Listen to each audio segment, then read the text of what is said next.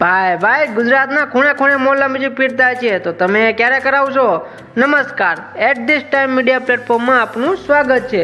મિત્રો, હું વાત કરું છું તારીખ 9/12/2024 ને સોમવાર એટલે કે આજે રાજકોટ જિલ્લાના જેતપુર પાદરના સામા કાંઠે આઈ શ્રી ખોડિયાર માતાજીના સાનિધ્યમાં રાધાકૃષ્ણ મહિલા મંડળ દ્વારા મોહલ્લા મ્યુઝિક ફિટ કરવામાં આવ્યું.